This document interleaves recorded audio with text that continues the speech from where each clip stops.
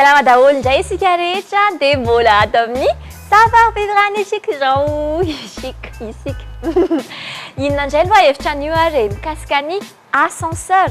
Eny, misy fahaiza-miaina tsara fantatsika anatin'ireny ascenseur ireny ny aminan'io aloha zany dia ny fahaiza-miaina izay efa nisy tamin'ny taona 1990 no zareko aminareo zany mety efa antitra kely ihany ilay izy fa misy azo raisina ihany aloha e. Dia reto avy ara ilay izy anaky 10 netiko dia dao ary. Voalohany ary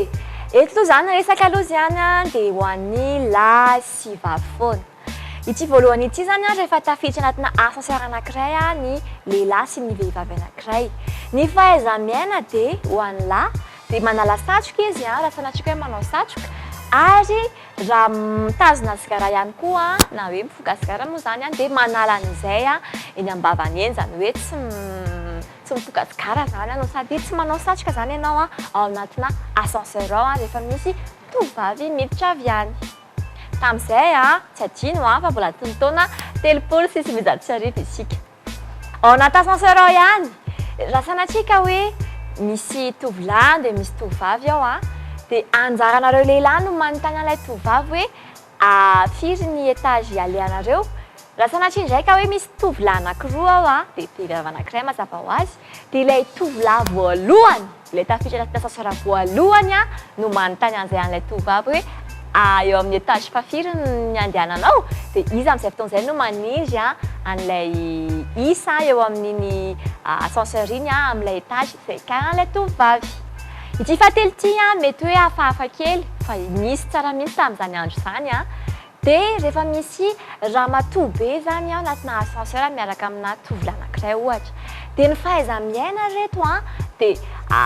aiza ny étagen'ilay vehivavy teneniny aloha araka ny efa tamin'ilay fahaiza-miaina faharoa teo dia mety miteny izy hoe any amin'ny fahadimy tonga any amin'ilay fahadimy dia ny fahaiza-miaina tamin'izany ny tovolahy dia aterinareo mihitsy ramatoa io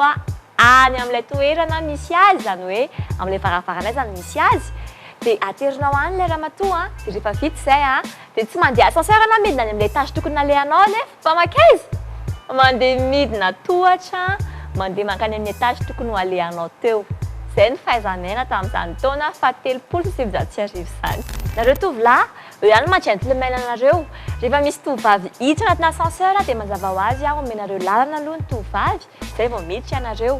Dia rehefa tonga amin'ilay étage tenin'ilay tovovavy dia hafa indray sotr'ilay teo hoe raha ramatoa be dia tsy maintsy arahanareo izy hatrany amin'ilay trano tokony ho alehany fa raha tovovavy izany hoe mbola tanora zany dia tsy voatery manao an'izay ianareo fa rehefa tonga amin'ilay étage fotsiny dia avelanareo mandeha zany ilay tovovavy dia izay ianareo vao mandeha any amin'ny tokony alehanareo. Farany ary ity hitako hoe azo iainantsika amin'izao taona 2024 izao dia rehefa tapitra ny fampiasanareo an'ilay ascenseur dia avereno makany amin'ny rez-de-chaussée ary ambany ilay ascenseur satria fantatsika fa tsy maintsy misy olona avy any ambany any mety hiakatra aty ambony dia mba tsy sahirana amin'izay fotoana izay satria izay mifahaiza-miaina. Dia izay reto mety hoe sady nitombo ihany koa ny fahalalanareo no ihany koa nalalala zava-baovao ianareo teo dia izay ny fahaiza-miaina mikasika an'izay hoe ascenseur izay tsara fantatsika teo nisy karazany be dia be anaky 10 izy teo afaka averinareo jerena kely raha sanatria hoe tsy arakareo ilay izy dia izay dia manaraka antsika mijery mba hevitra vaovao.